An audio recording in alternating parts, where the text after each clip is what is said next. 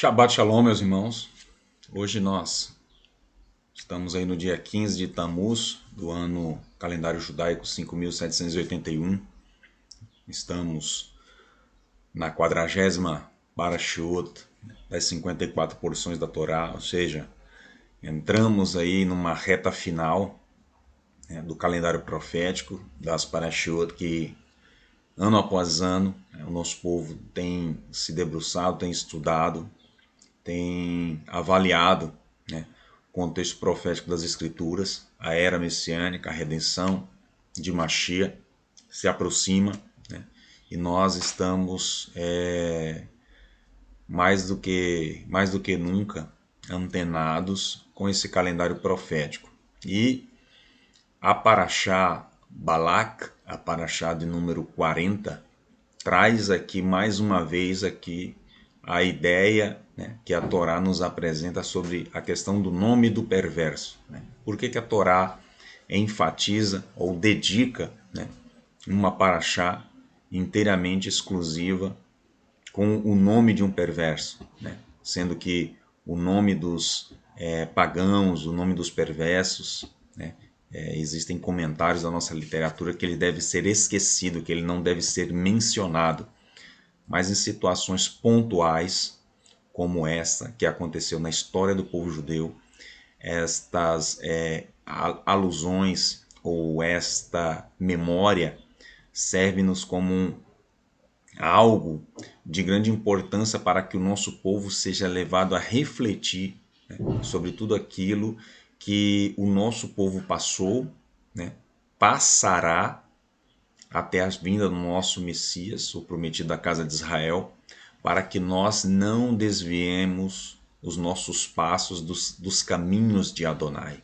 Né? Esta é a grande sacada, né, da Torá trazer à luz o nome de perversos dentro da cronologia das Parashiot para nos ensinar e para ensinar para o mundo, para que sirva para o mundo como um testemunho que o nosso Deus é verdadeiro, o nosso Deus é fiel e Ele está junto com o nosso povo até a confirmação de todas as promessas prescritas na Santa Torá do Eterno e também na mensagem dos profetas e na Brit Hadashah, que é a conclusão, né, de tudo aquilo que nós vivemos. Então, nós vamos fazer uma tefilá, nós queremos louvar e engrandecer o nome do Eterno, agradecer pela oportunidade de de termos liberdade para adorar o nosso Deus, estudar as Sagradas Escrituras no seu contexto original e também pelo privilégio e a oportunidade de estarmos vivos com saúde,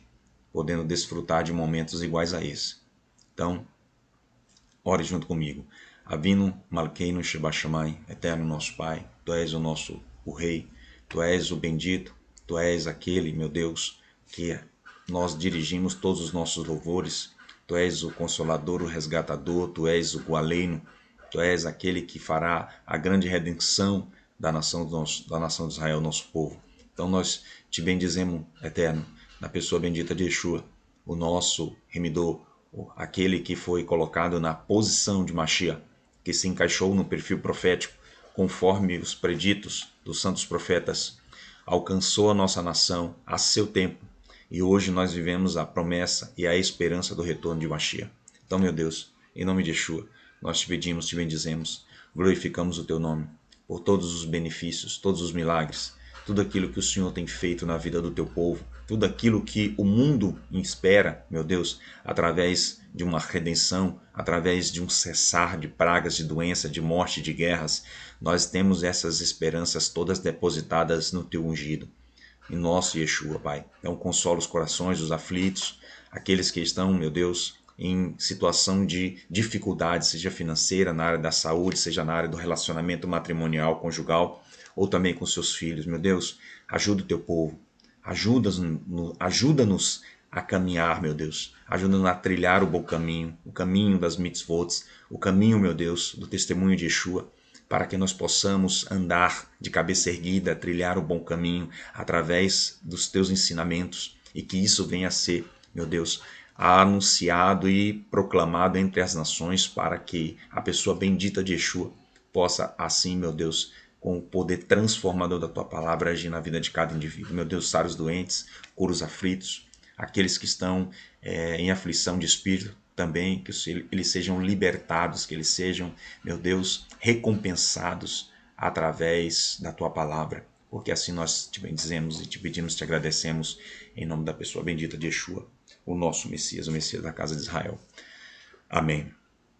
Então, especialmente, né, para os nossos irmãos da comunidade Beit El, eu estou fazendo essa gravação antecipada da Parshá. E nós já havíamos conversado com a liderança, né, o nosso irmão, amigo Rush Expedito, desta comunidade, e é algo que fazemos com muita alegria e também com bastante, como é que eu posso dizer, que nós desfrutamos um sentimento de, não somente de amizade, mas uma irmandade muito forte, que fez com que eu me comprometesse, né, dentro do pouco conhecimento que eu tenho, em compartilhar um pouquinho com os nossos irmãos, né, que estão perto de nós, mas não conseguimos manter o contato aproximado como nós gostaríamos. Então, para todos, né, aqueles que acompanham o nosso irmão Expedito, Rush Expedito, que todos vocês recebam um pouquinho, né, da porção da parte do Eterno, assim, né, revelada a mim, né, e que isso possa suprir o depósito de cada irmão, de cada irmã que ouve essa mensagem. Tá ok, meus irmãos? Então, nós temos a porção de número 40, Balac, como eu falei, sobre a questão que narra aqui a história de 3 personagens, né, principais dessa saga, a saber Balac, o rei de Moab, a saber Bilam, o profeta pagão ou profeta das nações, né, que tem a sua característica a corrupção, a ganância, a inveja, a avareza. E nós temos aqui o povo judeu, nação de Israel, representado aqui pelos Bnei Yaakov, né? Nós estudaremos um pouquinho da saga do que representou este episódio na vida da nação de Israel. E essa paraxá, né, ela se encontra no livro de Bamidbar, Números, capítulo 22, versículo 2, ela vai até o 25, versículo de número 9. A Haftará, Miqueias 5, 6, até o 6, 8. E na Brita Hadashá nós temos aí a porção de 1 Coríntios 1, do 20 ao 31. E também a segunda epístola de Pedro 1,15, onde nós faremos também a leitura na sequência deste texto, né? Nós estamos falando aqui, representando a Beit Midrash Shema Israel, sinagoga de Cuiabá. Então, nós temos aqui como a porção se apresenta na Torá, para Shabalak. E assim, né, dispõe o texto. E viu Balaque, filho de Zippor, tudo o que fez Israel ao Emorreu. E tomou Moabe muito ao povo, porque era numeroso. E temeu Moabe muito ao povo, porque era numeroso. E enfastiou-se Moabe por causa dos filhos de Israel. E disse Moabe aos anciãos de Midian: agora lamberá esta multidão tudo quanto houver ao nosso redor, como o boi lambe a erva do campo. E Balaque, filho de Zippor, era rei de Moabe naquele tempo, e enviou mensageiros a Balaão, filho de Beor, Aptor, que está junto ao rio Eufrates, a terra dos filhos do seu povo, para chamá-lo, dizendo: eis que um povo saiu do Egito, e eis que ele cobriu a superfície da terra, e ele está em frente de mim, para destruir-me. E agora vai, rogo-te, maldize para mim a este povo, pois é mais poderoso do que eu. Talvez possa feri-lo e desterrá-lo da terra, porque eu sei que a quem abençoares será abençoado, e quem amaldiçoares será amaldiçoado. Até aqui, versículo de número 6. Então nós estamos dentro de uma circunstância, um contexto, onde nós temos aqui um desejo por parte de Balac. Eu vou demonstrar aqui o mapa para que nós tenhamos essa ideia. Então nós temos aqui a terra de Israel, né? O mar Mediterrâneo, temos aqui a porção norte, né? Isso do Israel antigo, ocupada aqui, né, pela Fenícia, Império Hitita, temos aqui Canaã, né? Nesse caso aqui os cananitas, e nós temos aqui a parte ao sul, ou seja, temos aqui o Rio Jordão, temos Amon, opa, vamos voltar. Temos aqui Amon, Moab, Edom, Midian, a parte sul, território onde Moshe Rabbeinu, depois que foge das terras do Egito, passa 40 anos na região de Midian, onde ele vive ali com seu sogro, sua esposa, tem os seus filhos e retorna para as terras do Egito para resgatar a nação de Israel. A grande peregrinação do deserto que nós estamos estudando agora no livro de Bamidbar. Saímos um pouco da questão da peregrinação e nos deparamos aqui com essa faixa, né? Ou seja, dentro do território aqui, que fica aqui a parte leste do rio Jordão, ou seja, território de Israel, e nós temos aqui os filisteus, ou a Filístia, né? Que hoje é a porção aí da faixa de Gaza. Então, essa porção, ela traz algumas lições primordiais. E a primeira grande lição que nós aprendemos acerca da saga do nosso povo é exatamente que a nação de Israel, ela tem ou ela carrega em si a característica, o testemunho de Adonai, e esta característica, esse testemunho, faz do povo uma nação poderosa. Não por ser numerosa, mas sim por ser uma nação que carrega traços, né, do seu relacionamento com a Kadosh Baruch Hu, Santo Bendito seja. Então isso era que causava o grande temor dentro das nações pelas quais Israel cruzava o caminho. E nós temos que entender, né, que Moab, né, nós sabemos muito bem, de acordo com os relatos de Bereshit, nós sabemos que as cidades de Sidom e Amorá, né, que as cidades de Sodoma e Gomorra, elas foram destruídas. E as filhas de Ló, na sua fuga, né, a sua esposa torna-se aquela estátua de sal, e as filhas de Ló, na sua fuga, elas cometem incesto com seu pai. E desses dois relacionamentos, tanto a filha mais velha quanto as filhas mais novas, surgiram duas nações, né? Nós temos a nação que está aqui colocada, uma das foi exatamente fruto do relacionamento que Ló teve com a sua filha mais velha, né? Moab, né? Do meu pai, ou filho de meu pai, foi o nome da filha mais velha. E Israel foi desrecomendado a entrar em conflito, né, com estes habitantes ou com este povo, exatamente porque eles são da linhagem de Avraham Avinu, nosso pai. Ou seja, de uma certa forma, nós estamos falando aqui de parentes, nós estamos falando aqui de pessoas que tinham dentro da sua formação de povo a mesma semente de Avraham Avinu. E nesse período, na região em que nós mostramos ali, esses povos, eles viviam numa região onde a própria convivência entre os midianitas, ela se dava também de uma forma conflituosa, né? No livro de Bereshit, né, no capítulo de número 36, verso de número 35, narra exatamente que existiam conflitos.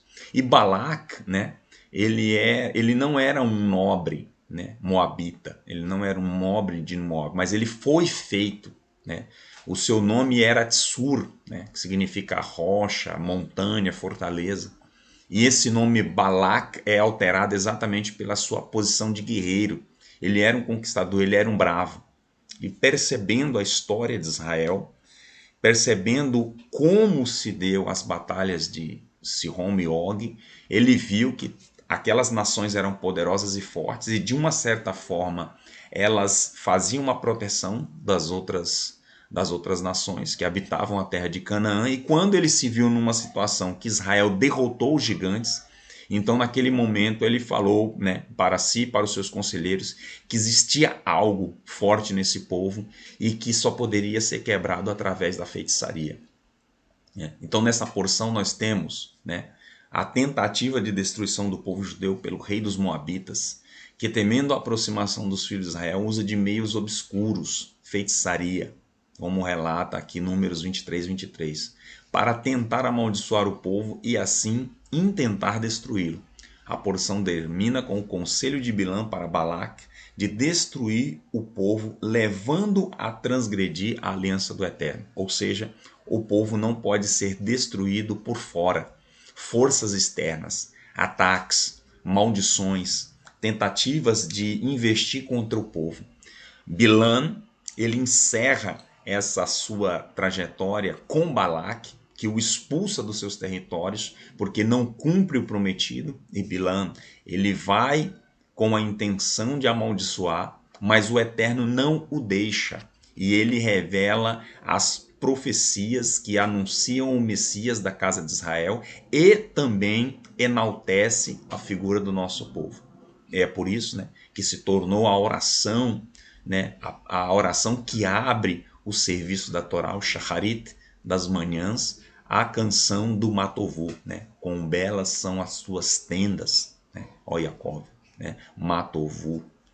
Todos os Shabbatot nós abrimos os nossos serviços religiosos a Hashem, falando as mesmas palavras que Bilã, ao visualizar o povo do alto das montanhas, né, das 3 lugares onde foram feitas as 3 tentativas, e as proclamações das palavras deste profeta caído são anunciadas como um claro recado às nações, ao mundo, aos antissemitas de plantão, de que contra Yaakov, contra Jacó não existe encantamento, não existe o poder de destruir o povo por fora. E no final da sua tentativa ou das suas tentativas, ele dá o conselho que faz exatamente com que culmine com uma grande mortandade dentro do nosso povo, provocada pelo nosso próprio povo, que é a idolatria. Foi aquilo que aconteceu em Baal Peor, a prostituição, né, ritual através do sexo com os filhos de Israel, adorando ídolos pagãos, e isso trouxe uma grave consequência ao nosso povo. O acidente ou incidente de Baal Peor, que vai se confundir com a próxima paraxá, a paraxá Pinhas ou Finéias, né? Nós vamos estudar na semana que vem, se assim o Eterno nos permitir. Então, dentro desse contexto, nós temos, né, Balac, rei de Moab, que tem o seu nome como destruidor, o significado deste nome, que segundo o Midrash, não era de linhagem real, mas apenas um nobre, conseguiu atingir o reinado devido à sua fama de ser poderoso, herói de guerra. Lembrando que os israelitas não tomaram o território de Moab na sua peregrinação, porque aquelas terras eram dos descendentes de Ló, sobrinho de Abraham. As duas nações que surgiram, né, de Ló através do incesto com as suas filhas, Moab e Amon, ou seja, Moab do meu pai e Amon é filho ou do meu povo, né?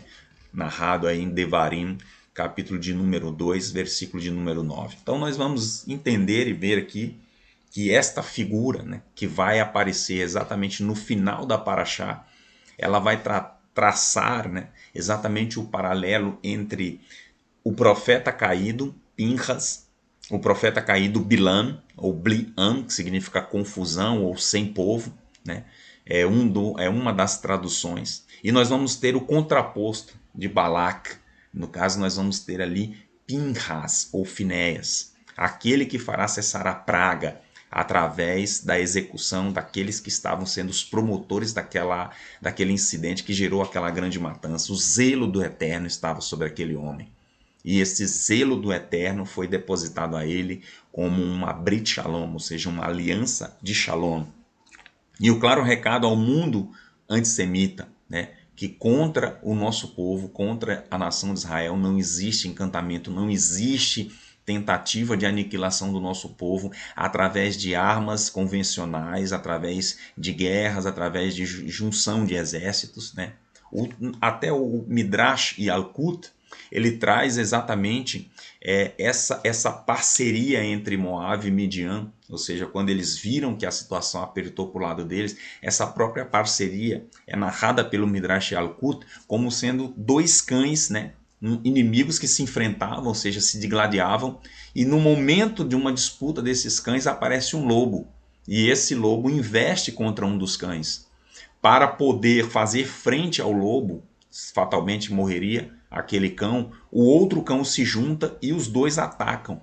Porque na ideia daquele cão, a partir do momento que aquele que estava na batalha fosse vencido, ele seria o próximo a ser também derrotado. Então, nessa situação, vê-se que povos, né, ou nações, ou clãs, famílias inimigas, elas se juntam, né, elas deixam de lado as suas disputas e elas se juntam para poder derrotar aquilo que é reputado como algo mais forte, mais poderoso. E aqui nós já vemos a primeira, né, tentativa, a primeira intenção de investir contra o nosso povo, utilizando-se não somente da força militar ou da força da junção de exércitos, mas principalmente a derrota, a tentativa de amaldiçoar o nosso povo pela palavra. E como conclui o versículo de número 6 do capítulo inicial da Paraxá, Balaque fala as palavras para Bilã, que são as mesmas palavras que foram recebidas do próprio Adonai por nosso grande líder, o precursor da nação de Israel, Avraham Avinu, né? Abençoarei aqueles que te abençoarem, Ares, e amaldiçoarei aqueles que te amaldiçoarem. Ou seja, em ti serão benditas todas as famílias da terra. Isso é a conclusão do texto de Bereshit, capítulo de número 13, que fala exatamente da chamada, ou seja, da convocação de Avraham Avinu. E aí, Balaque, ele fala as mesmas palavras: todo aquele que você abençoar será abençoado, e todo aquele que você amaldiçoar será amaldiçoado. Então, nós temos aí, segundo Rashi, né, os dois gigantes, Sion e Og, eles protegiam as nações circunvizinhas. E neste momento Israel havia conquistado a ambos, ou seja, nós tínhamos ali já uma situação em que deveriam, né, ser utilizado uma força maior para poder vencer o nosso povo. Na sequência, né, por intermédio do profeta,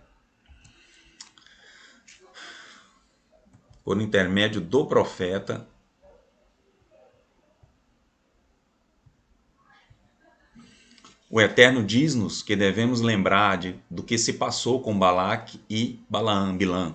Portanto, esse acontecimento é um dos mais importantes na história do povo judeu, como está escrito em Miqueias 6,5: povo meu, agora do que e consultou Balaque, rei de Moabe, e que lhe respondeu Balaão, filho de Beor, do que aconteceu desde Sitim até Gilgal, para que conheçais a justiça do Eterno. É um dos textos que está citado na Haftará desta Paraxá. Fruto disso, desde os tempos antigos, a oração do Matovu passou a fazer parte do Shaharit, de todos os Shabatotes das sinagogas do mundo inteiro. Essa é uma das maiores respostas ao mundo antissemita. Aqueles que tentaram desde o princípio amaldiçoar Israel caíram nas palavras do Eterno a Abraham: abençoarei os que te abençoarem e amaldiçoarei os que te amaldiçoarem. Vamos lá. O texto de Kefa, a segunda epístola de Kefa, do capítulo 1, e no versículo de números 14. Acompanhe junto comigo. Pois tem olhos de prontidão à espera de uma mulher que comete adultério, olhos que nunca cessam de pecar, e tem o coração exercitado na ganância. Dessa forma, seduzem os instáveis, raça maldita. Essas pessoas abandonaram o caminho reto e se desviaram seguindo o caminho de Bilã, ben Beor, que amou o salário da injustiça, mas foi repreendido pelo seu pecado. Um animal de carga mudo falou com voz humana e refreou a insanidade do profeta. São fontes sem água, névoas impelidas pelo gosto do vento. Para elas foram reservadas as trevas mais densas. Então, o que move ou o que impulsiona o profeta caído Bilã não só foi mente a ganância, porque ele era um usurpador, mas também a inveja, ou seja, o sentimento de muito sistema, ou seja, o sistema antissemita, o sistema religioso que se levanta contra Israel, que representa analogamente a Balaque, aquele que tenta destruir o nosso povo, aquele que traça artimanhas para destruir o nosso povo, ele tem também os seus profetas caídos, ou seja, tem Bilã no meio desse sistema religioso, que é exatamente esses apregoadores, esses emissários, esses homens que não conseguem entender que contra Yaakov não há encantamento,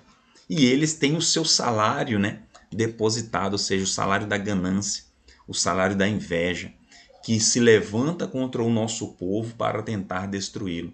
Nós conseguimos perceber no meio do sistema religioso, nós conseguimos perceber nitidamente o espírito de Bilã agindo na vida de vários homens. Só que esses que intentam contra o nosso povo, eles já caem exatamente nas palavras que foram dirigidas ao nosso patriarca, Avraham Avinu.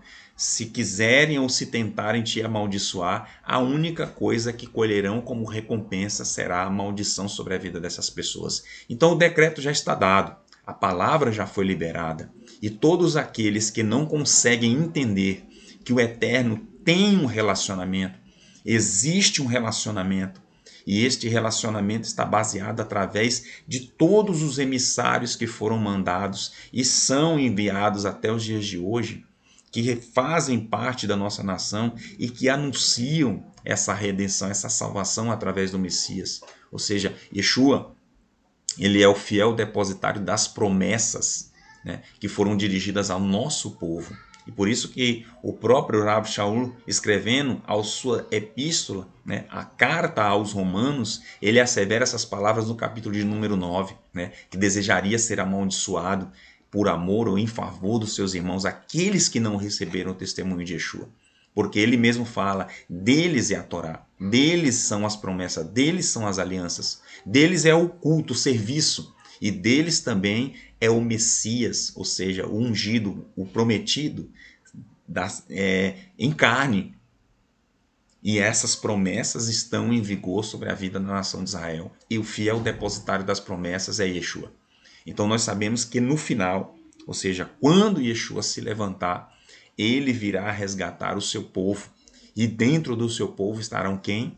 Os aproximados, os agregados, aqueles que abandonaram os seus cultos pagãos e se renderam ao Deus de Abraão, Isaac e Jacó. E não foi por meio dos sinais miraculosos, porque o profeta caído Bilã, ele também manifestava dons espirituais. Só que os dons espirituais de Bilã não é aquilo que caracterizou Bilã como sendo um profeta de Adonai, porque é pelo fruto, são pelos seus atos, são pelas suas práticas. A intenção de Bilã desde o princípio foi uma intenção por fins escusos, foi uma intenção motivada pela inveja, foi uma intenção motivada pela ganância, pelo poder. E Balaque, sabendo que Bilã ele se encaixava nesse perfil, ele lhe faz promessas, né? Ele lhe entrega entrega mensageiros que vão lhe entregar a palavra de que ele será honrado de forma sobremaneira, de que ele receberá ouro, prata, tudo aquilo que ele pedir, baseado simplesmente no desejo do coração de Balaque para que ele cumprisse o intento pelo qual ele foi contratado. E quando ele se depara com a situação de que ele não pode amaldiçoar, então nesse momento ele é colocado de lado. Mas o papel da vida deste profeta caído está representado, grafado nas letras da Torá sobre as 3 bênçãos que seriam direcionadas ao nosso povo diante daquelas 3 montanhas, e que fecha exatamente esse conjunto, esse conceito profético, porque ele anuncia o Kokav, a estrela de Yaakov, representando exatamente esse descendente de Davi, que seria o rei que reinará sobre a nação de Israel, o prometido das nações, né? Aquele que se encaixará no perfil da mensagem profética do Messias a seu tempo, para ser o fiel cumpridor das palavras de Adonai, de Hashem. Então, nós vemos que esta mensagem, ou esta palavra, ela é direcionada até os dias de hoje, né, para todo o mundo antissemita, para todos os Balaques que ainda existem nos dias de hoje, para todos aqueles, o sistema religioso que tem aí os seus mensageiros, os seus anunciadores, os Bilã, né? Os profetas caídos da vida, que tentam ainda de uma certa forma apregoar uma redenção diferente daquilo que está escrito nos profetas. E essa mensagem da Paraxá de número 40, ela está aí nítida, palpável, apresentando que não existem possibilidades de destruir o nosso povo através de artimanha, através de encantamento, através de feitiçaria. Mas Balaque, no final da sua paraxá, no final da sua história acerca desse povo, ele vai entregar o ingrediente, ou aquilo que tem o poder de nos derrotar diante da presença do nosso Deus, que é exatamente o nosso interior. Então, a intenção de Balaque era derrotar Israel e expulsá-lo da terra, e para isso ele usa de 3 estratégias. Nós temos aí a força militar e física para obrigar, né, e submeter. Até tem um a mais aqui. Força militar, física, para submeter o povo, bruxaria, força espiritual para dominar o psicológico, né, do nosso povo, e usar os nossos caprichos que nos impulsionam, ou seja, a nossa Yetzirah, a nossa inclinação para o mal, com os costumes pagãos.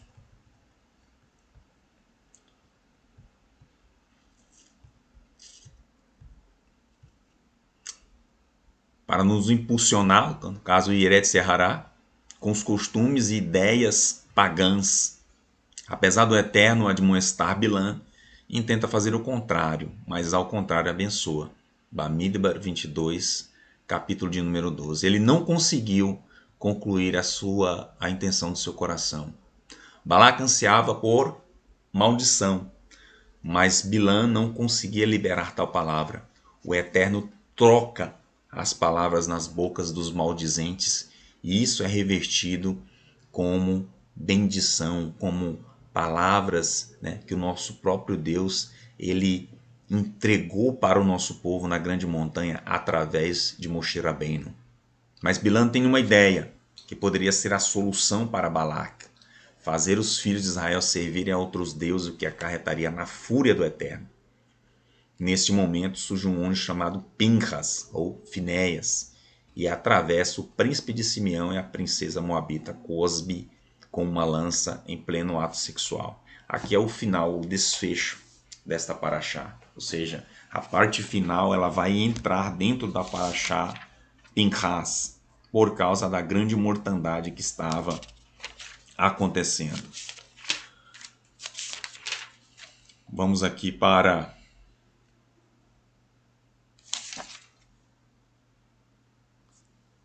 capítulo 23, né?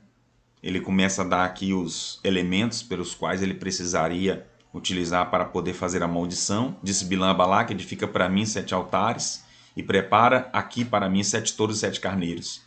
E fez Balaque, como falou Bilã, e ofereceu Balaque e Bilã um touro e um carneiro sobre cada altar. E disse Bilã: fica de pé junto à oferta de elevação e eu irei. Talvez venha o dito do Eterno ao meu encontro, e esta coisa que te mostrarei te anunciarei. E foi sozinho, e veio o dito de Deus a Bilã e disse: os 7 altares prepararei, e ofereci um touro e um carneiro. E pôs o Eterno a palavra na boca de Bilã e disse: volta para Balaque. E voltando-se para ele, eis que estava de pé junto à sua oferta de elevação, ele e todos os seus senhores, e proferiu o discurso. E disse: de Arã me guiou para Balaque, rei de Moabe, dos montes do Oriente. Anda, amaldiçoa para mim Jacó, e anda, faz enervar a Israel. Como amaldiçoarei a quem não amaldiçoou Deus? E como farei enervar a quem não enervou o Eterno? Assim como o cume das rochas o vejo, e como as colinas o contemplo. Isso aqui faz uma alusão, segundo os nossos sábios, o cume das rochas, representando os patriarcas Abraham, Yitzhak e Yaakov, e as colinas comparada às nossas matriarcas, Sara, Raquel, Rivka e Leá. Eis que é um povo que habita só, e entre as nações não será enumerado. Quem contou o pó de Jacó e quem numerou a semente de Israel? Morra minha alma de morte dos justos que há entre eles. Seja meu fim como o deles. Balaque ouve essas palavras e ele tem um ataque de fúria. E ele fala exatamente, né, por que você está fazendo isso. A segunda proclamação está no capítulo de número ainda 23, verso 16, né? E veio dito no eterno Abilão, e pôs em sua boca a palavra e disse: volta a Balaque e falarás. E veio a ele, e eis que estava de pé junto à sua oferta de elevação, e os senhores de Balaque com ele disse Balaque, que falou o Eterno, e proferiu seu discurso e diz: levanta-te, Balaque, ouve, escuta-me, ó filho de Tsippor. Deus não é homem para que minta, e nem filho do homem para que se arrependa. E se ele disse, não fará, e tendo falado, não cumprirá, eis que para abençoar recebi ordem. Ele abençoou, e eu não revogarei. Não vi iniquidade em Jacó, e não vi transgressão em Israel. O Eterno seu Deus está com ele, e júbilo de seu rei há nele. Deus os tirou do Egito com a sua alta força, porque não há encantamento em Jacó, não há feitiço em Israel. Então, mais uma vez, acontece a situação de uma palavra é liberada, como amaldiçoarei se o próprio Eterno não amaldiçoou? E aí, ele fecha no capítulo de número 24, que é essa que nós cantamos nas nossas sinagogas em todos os Shabbatot. Capítulo 24, versículo número 2. Primeiro, né? E viu Bilã que era bom aos olhos do Eterno que abençoasse Israel, e não foi, como as outras vezes, que buscou de agrouros, e voltou seu rosto na direção do deserto. E levantou Bilã seus olhos e viu Israel acampado por tribos, e veio sobre ele o Espírito de Deus e proferiu seu discurso e disse: oráculo de Bilã, filho de Beor, e oráculo do homem de um olho só, uma boa visão. Oráculo daquele que ouve os ditos do seu Deus e vê a visão do Todo-Poderoso. E quando deitado lhe aparece: quão belas são as tuas tendas, Jacó, e as tuas moradas, ó Israel, como rios que se estendem, como jardins à beira do rio, como especiarias que plantou o Eterno com cedros junto às águas. Correrão as águas dos seus poços, e a sua prosperidade será como semente junto às águas. E eu serei, se levantará mais que Agag, e o seu reino será exaltado. Deus que tirou do Egito com a sua alta força, consumirá as nações, seus adversários, e seus ossos quebrará, e as flechas de Deus submergirão em sangue. Repousar-se-á, estabelecerá Israel na sua tenda, como um leão e como uma leoa que se levanta. Os que te abençoarem serão benditos, e os que se amaldiçoarem serão malditos. Aqui nós temos exatamente que todo o conselho, né, tudo aquilo que está dentro das Sagradas Escrituras, né, está como um recado que ele não pode ser mudado, ou seja, que ele não pode ser alterado, que é exatamente aquilo que todo o mundo antissemita ele tenta ou ele peleja contra a própria nação, porque o mundo se revolta contra Deus por causa das escolhas do Eterno.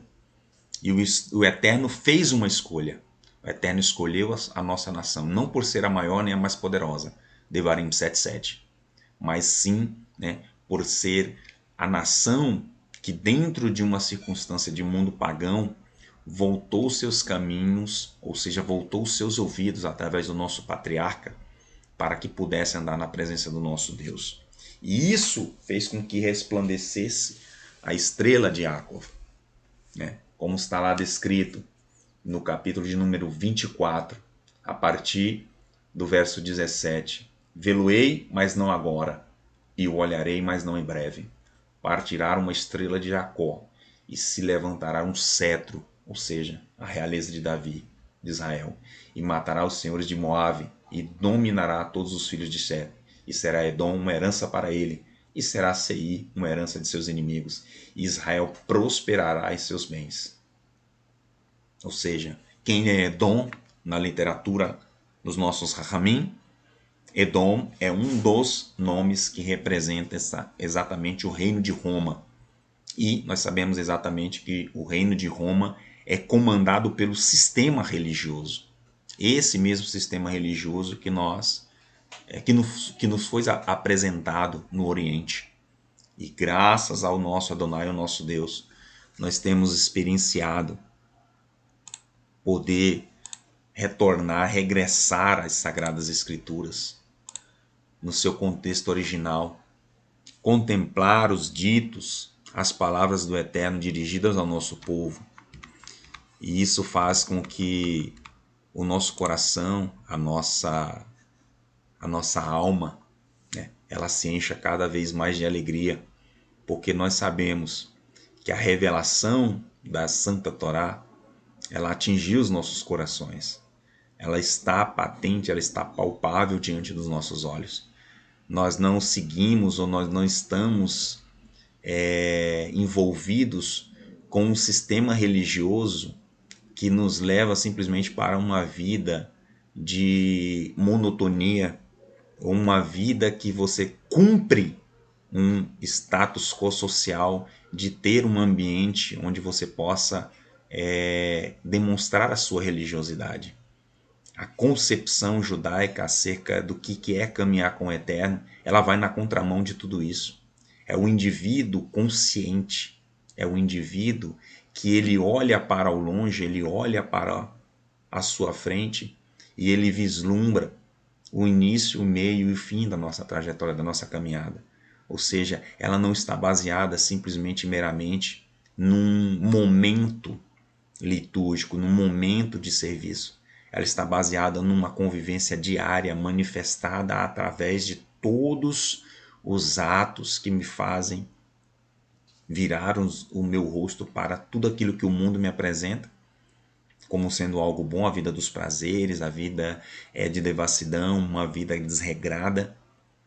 E o caminho do Eterno nos apresenta o controle, o equilíbrio, a temperança. Pessoas que caminham junto conosco para poder nos ajudar. E tudo isso nós podemos experienciar, nós podemos experimentar todos os dias. Da hora que nós levantamos, à hora que nós nos deitamos.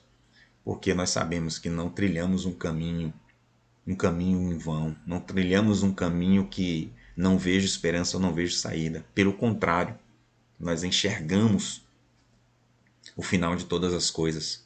E quando se levantará essa estrela, esse rei, esse que dominará, que governará sobre toda a terra, ele vem com a chancela, ele vem com o bastão de Davi, o símbolo da realeza. Assentar-se-á no trono e governará toda a terra da nossa Jerusalém. Então, quando essa paraxá ela termina, ela encerra, ela faz uma reflexão através da vida de Bilam e da vida de Moshe Rabbeinu. Moshe Rabbeinu teve muitas críticas, teve muitas exortações que ele fez ao povo judeu. E nós percebemos que Bilam, ele não foi um homem que falou contrário, pelo contrário, ele exaltou a nação de Israel. Ele falou que pela boca do Eterno ele não viu iniquidade em Yaakov. Ao passo que Moshe, muitas das vezes, ele denunciou o pecado do nosso povo. E aqui há uma grande reflexão, falando sobre aquele que é considerado um verdadeiro amigo.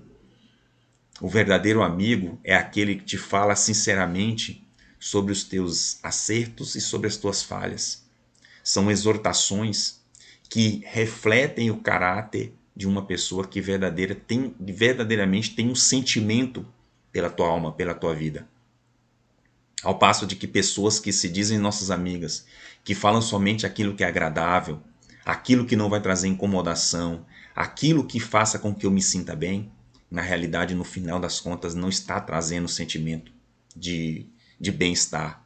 Porque o ser humano ele tem que se encaixar nesse perfil, ele precisa de ter do seu lado pessoas que vão lhe falar daquilo que é positivo, mas também irão lhe apresentar aquilo que precisa ser melhorado.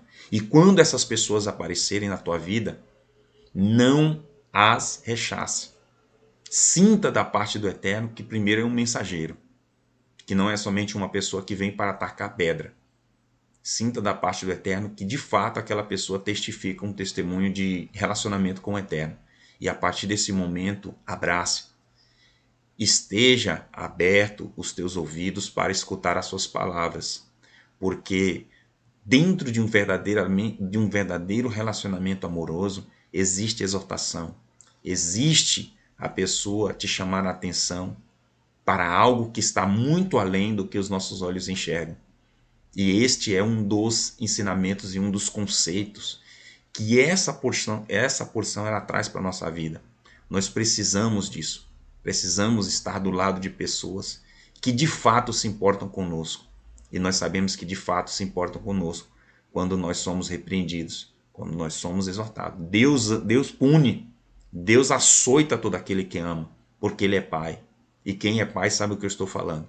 Existem momentos em que nós precisamos ser duros, ser mais incisivos com os nossos filhos. E esse sentimento ou essa atitude não é o sentimento, a atitude de alguém que é ruim para o seu filho. Pelo contrário, nós queremos guiar os nossos filhos no caminho de sabedoria, no caminho de temor, no caminho onde ele aprenda as lições da ética, da moral, do bom convívio e principalmente que ele aprenda a se relacionar com o nosso Adonai como aquele que se relaciona com o seu pai físico aqui na terra, através do seu respeito, da sua reverência e através de uma comunhão com a Kahala Kehillah, os membros da grande assembleia, que vão fazer exatamente apresentar e apressar o advento do nosso ungido Yeshua, o nosso Messias. É por isso que a nação de Israel ela é este luzeiro em meio às nações. É porque ela apregou as santas palavras. É porque ela anuncia que o mundo inteiro está fadado a ter um encontro com o Eterno. E ela chama o indivíduo ao arrependimento, a se render ao Todo-Poderoso, a cumprir as suas mitzvot. E em tudo aquilo que me falta, ou em tudo aquilo que ainda não estou plenamente aperfeiçoado, eu tenho a graça salvadora, o testemunho de Mashiach, o sangue que verteu no madeiro, que é o sacrifício que toma a culpa pela incapacidade que me falta de ser ainda um homem perfeito e reto na presença do nosso Deus. É este sangue que representa esta graça.